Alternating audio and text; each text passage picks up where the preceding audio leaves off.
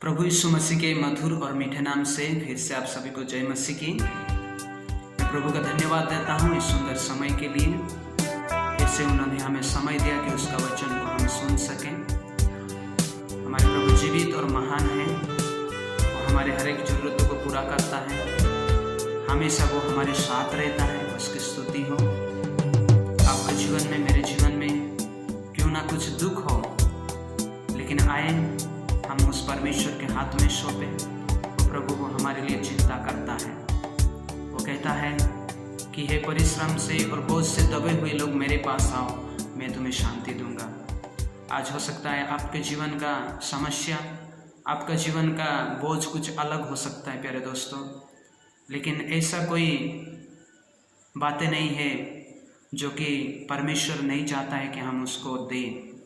हम कोई भी हमारा परेशानियाँ, दुख, तकलीफ, हमारा बोझ को हम प्रभु यीशु मसीह को दे सकते हैं। वो हमें संभालने के लिए वो हमेशा तैयार है, क्योंकि हम उसकी सृष्टि है। उन्होंने हमें चुना है और वो हमसे बहुत प्यार करता है। आमीन। God loves each one of us very much. आइए हम उसके वचन सुनने से पहले हम एक छोटी सी दुआ करें। स्वर्ग और पृथ्वी का परमेश्वर, तेरी स्तुति करते हैं प्रभु, तेरी महिमा करते हैं इस सुंदर समय के लिए। राजा, मैं तुझे लाखों लाख धन्यवाद देता हूँ प्रभु। तेरे वचन अभी हम सुनेंगे, तू बोल और बातचीत कर। मेरे प्यारे भाई और बहनों के जीवन में तू कार्य कर। तेरी शक्ति से प्रभु तू हमें भर दे। तेरा वचन हमारे जीवन में कार्य करने पाए। यदि कोई दुख तकलीफ में है प्रभु, उन्हें तो शांति, सांत्वना दे। हर एक बीमारी के लोगों को प्रभु तो चंगाई दे। प्रभु तेरा वचन जब हम सुनेंगे, हमारे आत्मिक प्रभु कानों को, हृदय को खोल दे राजा, ताकि तेरे वचन को हम समझ सकें। प्रार्थना यीशु के नाम से मांगते हैं, आमीन। प्यारे दोस्तों, मैं परमेश्वर का वचन लेके आया हूँ। आज मैं आप लोगों के सामने एक ऐसे 3 बातें रखना चाहूँगा, 3 points just I want to share with you, जो कि हमारे मसीह जीवन के लिए बहुत बहुमूल्य है, कीमती है। Very important to understand and to rely on this 3 points. तो हम परमेश्वर की सेवा, स्तुति, उसकी प्रशंसा करते हैं, उसके वचन को सुनते हैं और हम अपना जिंदगी हम गुजर रहे हैं इस संसार में। लेकिन ये बातें हैं, हमें समझना जरूरी है, जो कि मेरा पहला पॉइंट है कि गॉड हैज़ क्रिएटेड अस। परमेश्वर ने हमें बनाया है। परमेश्वर ने वो अपने हाथों से हमें बनाया है। ये हमें कभी भी नहीं भूलना है दोस्तों। आप चाहे देखने में कैसे क्यों ना हो, आपका परिस्थिति कैसे भी हो, आपका लाइफस्टाइल कैसे भी हो, इससे कुछ मतलब नहीं है। लेकिन इससे मतलब है कि आप परमेश्वर के हाथों से बनाए गए हैं। जब हम उत्पत्ति की पुस्तक उसका 1 अध्याय 27 पद को पढ़ेंगे, बाइबल बताती है, यहाँ पर ऐसे लिखा गया है, तब परमेश्वर ने अपने स्वरूप मनुष्य को रचा। अपने ही स्वरूप में परमेश्वर ने मनुष्य की रचना की, नर और नारी करके मनुष्य की सृष्टि की। चाहे आप भाई हो या बहन हो, परमेश्वर ने आपको रचाया है।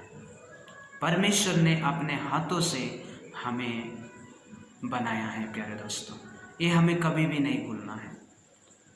चाहे देखने में आपका कलर कैसे क्यों ना हो, आपका फिजिकल अपीयरेंस, आप काले भी हो, गोरे भी हो, आप नाटे हो, पतले हो, आप मोटे हो, कि आप जैसे भी देखने में क्यों ना हो, आप परमेश्वर की एक बहुमूल्य सृष्टि है। परमेश्वर ने आपको अपने हाथों से बनाया है। हालेलुया। तो ये हम कभी भी ना भूले, परमेश्वर ने हमें बनाया है बोल के। हालेलुया। तो जब हम परमेश्वर के हाथों की बनाई गई सृष्टि है तो हमें कैसा जीवन जीना चाहिए? हमें एक खुशी का जीवन जीना चाहिए, हमें प्राउड फील होना चाहिए, प्रभु को स्तुति देते हुए उसकी महिमा करते हुए हमें जीना जरूरी है। कई बार हम अपने सेल्फ को हम भूल जाते हैं, अपने स्वरूप को हम भूलकर हम और कई बातों में हम टेंशन में आ जाते हैं। हम अपने जीवन को नाश करने के लिए बैठ जाते हैं। हम अपने जीवन में कई प्रकार की बातें हम सोच बैठते हैं, दुख में रहते हैं, क्यों मैं पैदा हुआ, क्यों मैं इस संसार में आया, ये सारी बातें हम सोचते रहते हैं। लेकिन वो सब सोच आपका अपना नहीं है, वो शैतान होता है। और आप कभी कभी अपना सोच को बदल नहीं पाकर आप भी ऐसे टेंशन में पड़ जाते हैं। लेकिन दोस्तों, जैसे हम परमेश्वर का एक बहुमूल्य सृष्टि होने के नाते हम हमेशा प्रभु में आनंदित रहना जरूरी है। हम जैसे क्यों ना हो, हम परमेश्वर की सृष्टि है। जबकि पौलुस वो फिलिपियों की पत्री उसका 4 अध्याय उसका 11 पद में कहता है, मेरा परिस्थिति कैसे क्यों ना हो, चाहे मैं जैसा भी परिस्थिति में हूँ, मेरे पास कुछ कमजोरी भी है, मेरा हालत अच्छा भी नहीं है, लेकिन मैं सीख लिया हूँ कि हर बातों पर, हर परिस्थिति में खुश रहना। पौलुस वो कितना दुख और तकलीफ से होकर अपने जीवन में मिनिस्ट्री लाइफ में वो गुजरा, लेकिन वो हमेशा वो खुश में रहता था। अपने कलीसियाओं को भी वो बताता कि प्रभु में आनंदित रहो, कोई भी दुख तकलीफ आता है उसको परमेश्वर की महिमा के लिए समझो और आनंद में रहो बोल के पौलुस वो कहता था। हालेलुया। तो पहला पॉइंट जो है, हम परमेश्वर की सृष्टि है, ये हम ना भूलें। You are most precious in the sight of God. आमीन। दूसरी बातें जो है, दूसरी पॉइंट जो है, परमेश्वर ने हमें बनाया उतना ही नहीं और इस संसार में भेज दिया, बस उतना ही नहीं, बल्कि परमेश्वर आपके लिए और मेरे लिए एक अच्छा सा प्लान भी रखा है। परमेश्वर वो हमारे लिए एक अच्छा योजना रखा है, जिस योजना के द्वारा वो हमें इस जगत में चलाना चाहता है। आज यंगस्टर्स, माता पिताएं, कई सारे लोग, वो लोग एक प्लान के पीछे पड़े हुए हैं। वो लोग अपने जीवन में कुछ कुछ काम करना वो चाहते हैं। वो लोग मैं ऐसा होऊंगा, वैसा होऊंगा, कई सारे बातों में वो लोग उलझन में हैं, वो लोग इधर उधर हो रहे हैं। उससे पहले हम जाने कि जो परमेश्वर ने आपको मुझे बनाया है, वही परमेश्वर के पास हमारे लिए योजना भी है दोस्तों। उसका योजना जो है हमारे लिए बहुत अच्छी योजना है, जो कि हम यिर्मयाह की पुस्तक उसका 29वां अध्याय 11 पद में हम पाएंगे। यिर्मयाह की किताब उसका 29 अध्याय 11 पद में लिखा हुआ है, तेरे लिए मेरा अच्छा प्लान है, भविष्य के लिए प्लान है, जो कि मैं तुझे सफल करना चाहता हूँ। He wants to make us prosperous, our bright future। परमेश्वर के पास हमारा योजना है। प्रभु एक मकसद के साथ इस दुनिया में आपको और मुझे भेजा है। आमीन। तो हम कभी भी ना भूलें कि परमेश्वर ने हमें बनाया है और उसके पास हमारे जीवन के लिए, इस संसार में जितने दिन हम रहेंगे उतने दिन के लिए परमेश्वर के पास हमारा प्लान है। आमीन। उन्होंने हमारे लिए प्लान को रखा है। बस यही आपको और मुझे करना है कि प्रभु से प्रार्थना करना है, उसका वचन को पढ़ना है, उस प्लान को समझने के लिए। कई सारे समय में हम गलत प्लान करके बैठ जाते हैं। परमेश्वर का प्लान को नहीं समझकर हम अपने प्लान समझते हैं। कई सारे लोग प्लान करते करते अपना जीवन को नाश कर रहे हैं, सुइसाइड कर रहे हैं। उन लोगों की मृत्यु हो जा रहा है, क्योंकि वो लोग गलत प्लान कर बैठ रहे हैं। वो लोग कुछ प्लान को वो लोग डिसीजन में नहीं ला पा रहे हैं, क्योंकि वो लोग बाइबल नहीं पढ़ते, प्रार्थना नहीं करते, वो लोग समझते नहीं क्या करते हैं। परमेश्वर में आइए, उनके शरण लीजिए। यदि आप कोई बातों में तकलीफ हो रहे हैं, आपका लाइफ को आप सेटल नहीं कर पा रहे हैं, कई बातों में आप फंसे हुए हैं, आपका ज़िंदगी बहुत डिफ़िकल्ट सिचुएशन में जा रहा है, परमेश्वर के पास आइए, उससे प्रार्थना कीजिए। प्रभु तेरा वचन में लिखा हुआ है कि मेरा प्लान, मेरे जीवन के लिए एक जो योजना तेरे पास है, तू मुझे रिवील कर। जरूर परमेश्वर आपके लिए वो कार्य करेगा, उसके प्लान को वो बताए।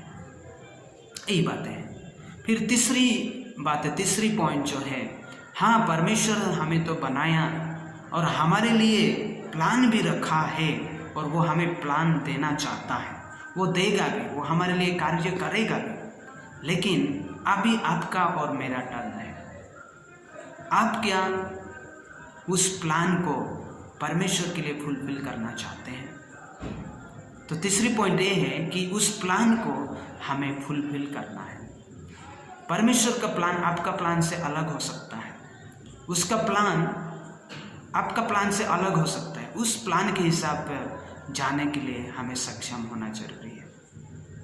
आपका प्लान कुछ अलग होगा और उस प्लान को आप चाहते होंगे, लेकिन वो परमेश्वर का प्लान नहीं है। आप परमेश्वर का प्लान को एक्सेप्ट करना जरूरी है। वो आपके लिए इस दुनिया में क्यों लाया और प्रभु वो आपको क्या करना चाहता है, उस प्लान के मुताबिक हमें काम करना जरूरी है। कई बार हमारे जीवन में दुख और तकलीफ भी आ सकता है, उस बातों पर हमें घबराना नहीं, दुख निराश होकर प्रभु ये मेरे जीवन में क्या हो रहा है, ऐसा हम ग्रम्बलिंग नहीं करना, हम परमेश्वर से चिड़चिड़ापन और मरमरिंग नहीं करना है, बल्कि हम उसको आसानी से हमें ग्रहण करना है। प्रभु जो भी हुआ तेरी महिमा हो। मैं विश्वास करता हूँ कि तेरी योजना मेरे लिए महान है। कई बार हम अपने सेल्फ एंजॉयमेंट के लिए, अपने फायदा के लिए परमेश्वर का योजना को हम भूल जाके अपने योजना में, अपने प्लानिंग में लग बैठते हैं। परमेश्वर हम कहता है ये काम कर, तो हम वो काम कर बैठते हैं। परमेश्वर हमें कहता है कि तू वहाँ जा, कुछ लोगों को मदद कर और कुछ लोगों की सेवा कर, तो हम उस पर राजी नहीं होते हैं। परमेश्वर कहता है कि नहीं तू उन लोगों को फाइनेंशियली मदद कर, तो हम बोलते हैं नहीं ये पैसा तो मेरे में मदद नहीं करूँगा। परमेश्वर का प्लान है कि आप कुछ परमेश्वर में आगे बढ़े और चाहे जैसे भी दुख तकलीफ आए उनमें बने रहिए, लेकिन आप जब दुख तकलीफ आता है हम परमेश्वर को छोड़ देते हैं। परमेश्वर का प्लान ऐसा नहीं है कि सिर्फ वो खुशी, शांति, आनंद ही हमको जीवन में देगा, ऐसा भी नहीं है दोस्तों, बल्कि हमारे जीवन में कई बार और दुख तकलीफ भी आ सकता है, लेकिन हमें उसमें टल रहना है। प्रभु की योजना जो है स्ट्रांग है, वो कभी भी झुकता नहीं है, हिलता नहीं है, कभी भी वो खराब प्लानिंग नहीं होता है। आमीन। जैसे कि आयुब के जीवन के बारे में मुझे याद आ रहा है, जबकि आयुब को इतना सतावनी आया, उसका पूरे फैमिली, उसके बच्चे, उसका और बेटे लोग मरे गए, उसका पशु पक्षी हर एक जानवर मरे गए, लेकिन उन्होंने कहा कि प्रभु ने दिया था, प्रभु ने लिया। जब हम आयुब उसका 1 अध्याय 21 पद को हम जब पढ़ेंगे, मैं नंगा आया था मेरी माँ के पेट से और नंगा ही मैं चला जाऊंगा इस दुनिया में, और जो प्रभु ने दिया था उन्हें लिया, उसकी नाम की स्तुति हो, आयुब ने कहता है। आमीन। पौलुस कितना दुख तकलीफ में गया, वो भी प्रभु को धन्यवाद दिया। ऐसा हमें in the time of our trouble and difficult situation we must be thankful to God dear friends. हमें प्रभु को धन्यवाद देना जरूरी है हर एक सिचुएशन में। तो आए हम इस 3 बात को ना भूलें। इस 3 बात को जब हम मानेंगे, चलेंगे, उसके आधार पर मैं जरूर विश्वास करता हूँ कि आपका जीवन बहुत सुंदरमय होगा, प्रभु आपको आशीष देगा और आप परमेश्वर की योजना के मुताबिक एक सक्सेसफुल लाइफ जी पाएंगे। आमीन। तो ना भूले, पहला पॉइंट है परमेश्वर वो हमें बनाया है। दूसरा पॉइंट है वो हमारे लिए, उसके हाथ में एक योजना है, उसका हमारे जीवन के लिए उसका योजना है। एंड तीसरी योजना है कि उस प्लान को हमें फुलफिल करना है। प्रभु प्रभु इस छोटे से वचन के द्वारा हम सभी को आशीष दें। आमीन। जय मसीह।